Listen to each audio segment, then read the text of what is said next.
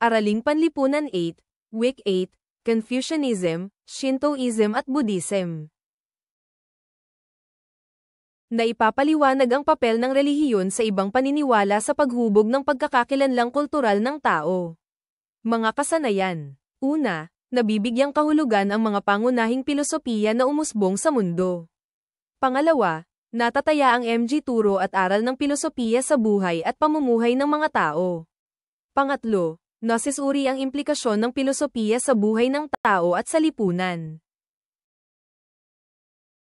Ang relihiyon at ibang paniniwala, Confucianism, Shintoism at Buddhism. Pagtalakay sa kahulugan at kahalagahan ng pilosopiya. Kahulugan ng pilosopiya.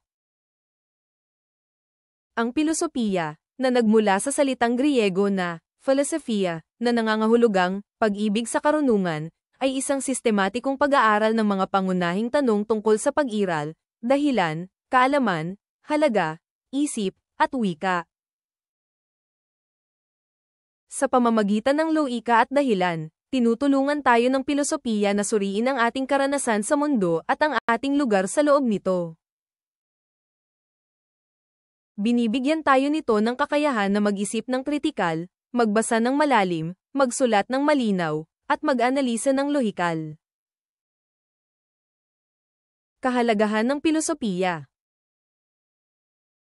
Una, ito ay nagtataguyod ng kritikal na pag-iisip at pangangatwiran. Tinuturuan tayo ng pilosopiya na suriin ang mga isyu, lutasin ang mga problema, at gumawa ng mga desisyon.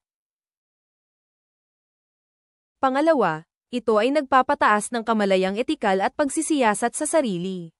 Sa pamamagitan ng pag-aaral ng pilosopiya, nagkakaroon tayo ng mas malalim na pag-unawa sa mga moral na prinsipyo at sa kahalagahan ng tamang asal. Pilosopiya at pag-unlad ng kaalaman. Ang pilosopiya ay nagbibigay daan sa atin na itulak ang mga hangganan ng ating kaalaman at tuklasin ang mga bagong posibilidad. Sa halip na makulong sa mga tradisyonal na paniniwala, tinutulungan tayo ng pilosopiya na buksan ang ating isipan sa mas malawak na saklaw ng mga ideya at posibilidad. Ang kakayahang mag-isip ng malaya at magtanong ng kritikal ay mahalaga sa pag-unlad ng iba't ibang disiplina, kabilang ang agham at teknolohiya. Conclusion. Ang pag-aaral ng pilosopiya ay hindi lamang isang akademikong gawain kundi isang mahalagang bahagi ng pagiging tao. Ito ay nagtuturo sa atin na mag-isip ng mas malalim at maghanap ng mas malawak na pangunawa sa mundo at sa ating sarili. Sa pamamagitan ng pilosopiya, natututo tayong magtanong ng mahahalagang tanong at maghanap ng mga sagot na makapagpapabuti sa ating buhay at lipunan. Mga pilosopiya. Confucianismo, Shintoismo, at Buddhismo. Ang Confucianismo ay isang pilosopiyang panlipunan at relihiyon na nagmula sa China at nagtampok ng mga aral at turo ni Confucius, Kung Fuzi, na isang kilalang pilosopo at guro noong ika-5 siglo BCE. Ang mga pangunahing prinsipyo ng Confucianismo ay nakatuon sa tamang asal at moralidad, pagmamahal sa pamilya, pagiging tapat sa lipunan at pamahalaan, pagpapahalaga sa tradisyon at edukasyon. Pangunahing konsepto ng Confucianismo. Ren, ito ay ang konsepto ng pagiging makatao o pagiging mabuti sa iba. Ang pagpapakita ng kagandahang loob, paggalang, at pagmamahal sa kapwa ay mahalaga sa pananaw ng Confucianismo. Li, tumutukoy sa tamang asal at pamamaraan ng pag-uugali, kasanayan, at ritual. Ang pagrespeto sa mga tradisyon at seremonya ay binibigyang halaga. Xiao, pagpapahalaga at paggalang sa mga magulang at nakatatanda. Ang pagsunod at pagtugon sa kanilang mga pangangailangan ay mahalaga sa kalinangan ng Confucianismo. Zhuangzi, konsepto ng noble person o isang taong may mataas na moralidad at disiplina. Ang pagiging Zhuangzi ay nangangahulugang pagtataglay ng tamang asal, integridad, at responsibilidad sa lipunan. Konsepto ng katapatan at pagiging tapat sa pamahalaan at sa mga pangunahing tao sa lipunan. Ang mga mamamayan ay inaasahang tapat sa pinuno at tumutulong sa ikabubuti ng bansa. Impluwensya ng Konfusyanismo. Ang Konfusyanismo ay hindi lamang isang relihiyon kundi isang komprehensibong pananaw sa buhay at lipunan. Nakaaapekto ito sa lahat ng aspeto ng pamumuhay sa mga bansang nasa ilalim ng impluwensya nito, partikular sa China, Korea, at Hapon.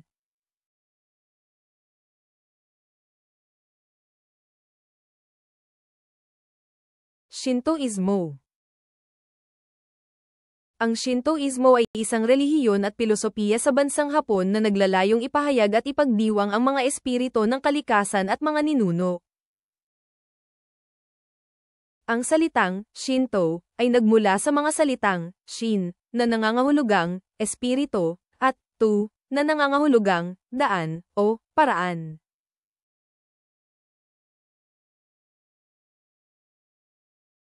Ang pangunahing prinsipyo ng Shintoismo ay ang pagpapahalaga at paggalang sa mga espiritu, kami, na naninirahan sa mga likas na anyo tulad ng mga bundok, ilog, puno, at iba pang kalikasan. Mga mahahalagang aspeto ng Shintoismo.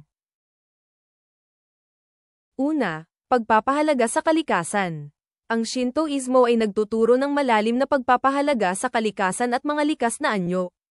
Ipinapakita nito ang ugnayan at paggalang sa mga espiritu ng kalikasan, na tinatawag na kami. Pangalawa, ritual at seremonya. Ang Shintoismo ay may sari-saring ritual at seremonya na isinasagawa upang ipagdiwang at ipakita ang paggalang sa mga espiritu. Isinasagawa ang mga ito sa mga templo, torii gates, at shrines. Pangatlo, pagtanggap ng mga tradisyon. Nagpapahalaga ang Shintoismo sa mga tradisyon at kaugalian ng lipunan ng Hapon, kabilang ang sinaunang ritual at seremonya. Pang-apat, paggalang sa mga ninuno. Isa sa mga mahalagang aspeto ng Shintoismo ay ang paggalang sa mga ninuno, tulad ng seremonyang Oban, kung saan inaalala at ipinagdiriwang ang mga kaluluwa ng mga yumao. Panglima, nasyonalismo. Sa ilang bahagi ng kasaysayan ng Hapon, ang Shintoismo ay ginamit bilang kasangkapan ng pampulitikang nasyonalismo, lalo na noong Meiji Restoration at World War II upang palakasin ang pambansang identidad. Shintoismo, bilang relihiyon at kultura. Ang Shintoismo ay hindi lamang isang relihiyon kundi isang sining at kultura sa Hapon. Ito ay patuloy na naglalarawan sa pag-iral ng bansa at nagpapahayag ng mga pangunahing prinsipyo ng pagiging Hapon.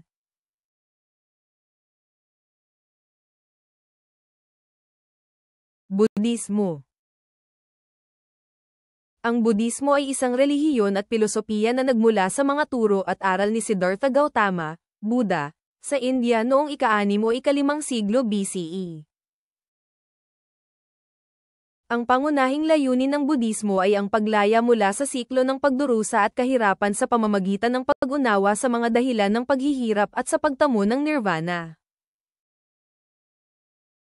Pangunahing konsepto ng Budismo. Una, Four Noble Truths, 4 na dakilang katotohanan. Pangalawa, Eightfold Path, 8 paggalang na landas. Pangatlo, Karma.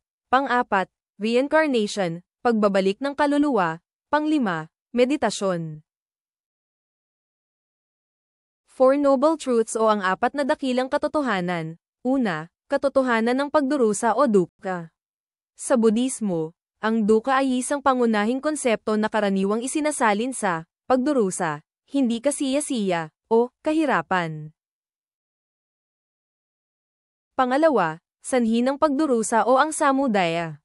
Ang samudaya, kadalasang isinalin bilang ang pinagmulan ng pagdurusa, ay ang pangalawa sa 4 na marangal na katotohanan. Ito ay nagpapahiwatig na ang pagdurusa ay nagmumula sa labis na pananabik at attachment.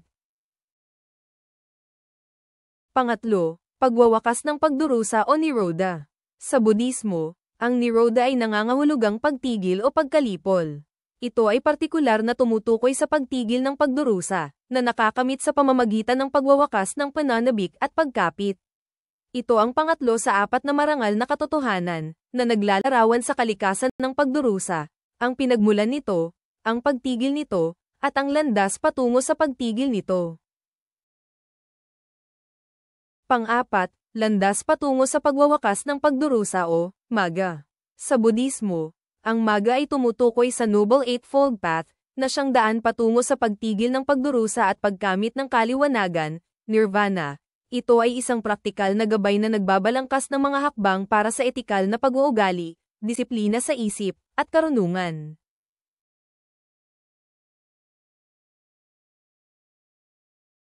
Pangalawa sa pangunahing konsepto ng Budismo, ang Eightfold Path o 8 paggalang na landas. Una, tamang pananaw. Pangalawa, tamang hangarin. Pangatlo, tamang pananalita. Pang-apat, tamang gawa. Pang-lima, tamang kabuhayan. Pang-anim, tamang pagsisikap. Pang-pito, tamang pag-iisip. At pang-walo, tamang pagmumuni-muni. Pangatlo sa pangunahing konsepto ng Budismo, ang karma. Ang mga kilos ng isang tao ay may kahihinatnan sa kasalukuyan at hinaharap. Pang-apat sa pangunahing konsepto ng Budismo, reincarnation, o pagbabalik ng kaluluwa. Ang kaluluwa ay patuloy na naglilipat mula sa isang buhay patungo sa iba batay sa karma. Layunin, makamit ang nirvana at makalaya sa siklo ng kapanganakan at kamatayan. Pang-lima sa pangunahing konsepto ng Budismo, meditasyon. Mahalaga sa Budismo para sa paglinang ng sarili at pagtutok ng isip. Sangay at impluwensya ng Budismo. Ang Budismo ay isang malaking relihiyon na may maraming sangay at tradisyon sa buong mundo.